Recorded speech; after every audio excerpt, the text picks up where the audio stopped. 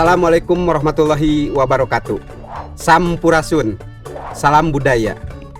Alhamdulillah hari ini saya akan menjawab beberapa pertanyaan yang sudah disusun oleh tim Ngaguar Budaya. Dan menarik, ada beberapa pertanyaan yang memang gampang-gampang susah.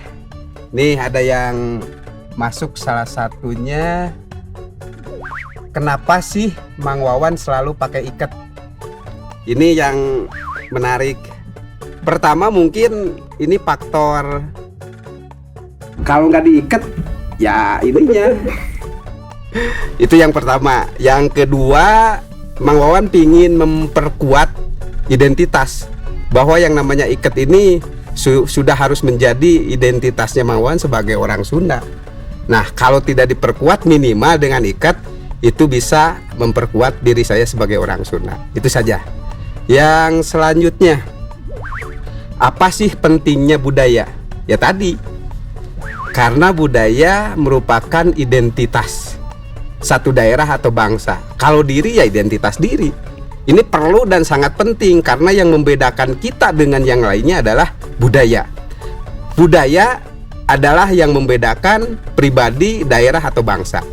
Harkat jeung martabat hiji bangsa diukur ku budayana. Mun budayana awut-awutan, bangsa nage awut-awutan. Yang selanjutnya, apa itu seni reak? Ini kayaknya orang reak nih yang nanya. Karena memang jauh-jauh hari Mang Wawan bergerak di bidang seni reak. Tapi hanya sebagai penggerak atau pemerhati saja.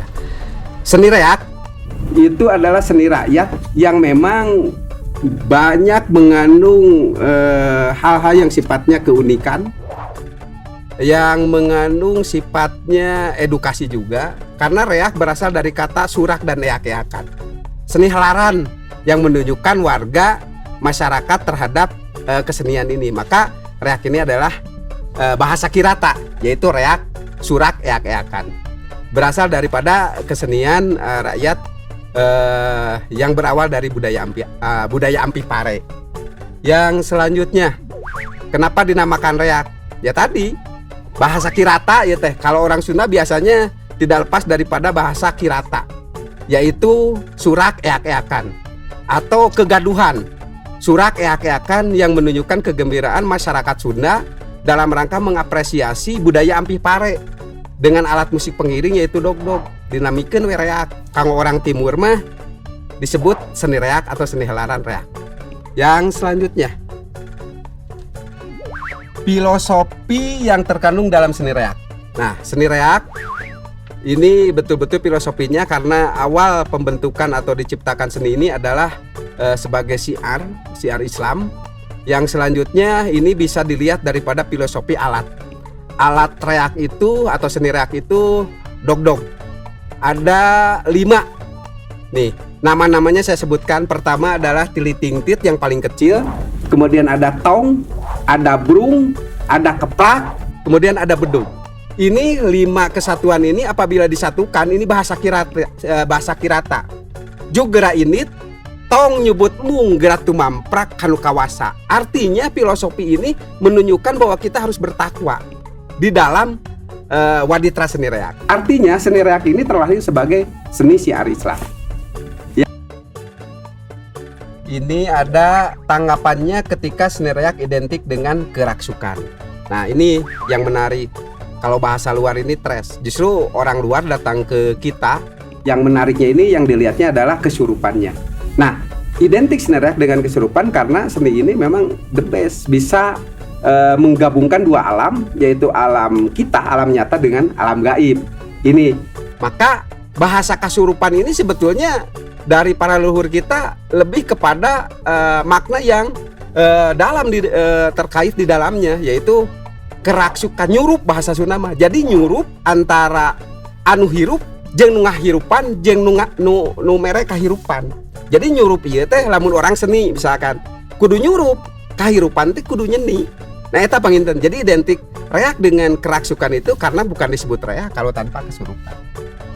Anu salajengna, tanggapannya ketika kegiatan budaya harus menggunakan masker. Ini Mang Wawan juga memang praktisi atau pelaku. Memang sih kalau tidak COVID ya, yang namanya kegiatan kebudayaan ini memang susah juga. Ada beberapa pelaku kebudayaan atau pelaku seni yang memang sulit untuk memakai masker. Kebayang tukang trompet, sinen kalau memakai masker. Nah, kalau yang lain seperti Nayaga dan lain itu bisa. Tapi karena memang kondisi ini adalah aturan dan sama-sama kita mencegah COVID ini, ya mau tidak mau maskernya itulah masker anu sae, misalkan gambar Tweety atau gambar apa gitu ya. Jadi supaya nyeni juga. Ya setuju saja, yang jelas mah sangat bisa saja dilakukan. Selanjutnya, belajar teori dulu atau praktik dulu. Kalau Mang Wawan nih, nggak tahu kalau baraya-baraya yang ada di rumah. Kalau Mang Wawan lebih kepada teori dan praktek. Kalau mana yang dulu, ya teori dulu. Kalau langsung praktek tanpa ada teori ya mustahil. Makanya antara praktek dan teori ini sangat berkaitan. Kalau Mang Wawan lebih kepada materi langsung praktek. Pok pek prak, lamun bahasa Sunda mah itu. Yang selanjutnya, musik Sunda yang Mang Wawan banget. Kalau yang tahu Mang Wawan pasti tukang pencak, pasti tukang reak, berarti identik dengan musik-musik kasundaan. Nah, basic Mang Wawan, darah yang mengalir Mang Wawan adalah tukang pencak. Jadi lamun bahasa narada ngagorowok, bahasa narada sesentak, eta mung adat da gorowokna gorowok pencak. Darah yang mengalir adalah darah pencak, gitu ya. Nah, terkait dengan reak atau kesenian tradisi lain sangat suka, tapi yang identik dengan Mang Wawan adalah seni pencak. Mungkin itu saja dulu beberapa pertanyaan yang bisa dijawab hari ini. Apabila sobat budaya yang ingin menanyakan terkait kebudayaan khususnya yang ada di Tatar Sunda umumnya Nusantara, boleh di DM nih ke tim kreatif. Untuk itu, Cak Grampes, sekian. Wassalamualaikum warahmatullahi wabarakatuh.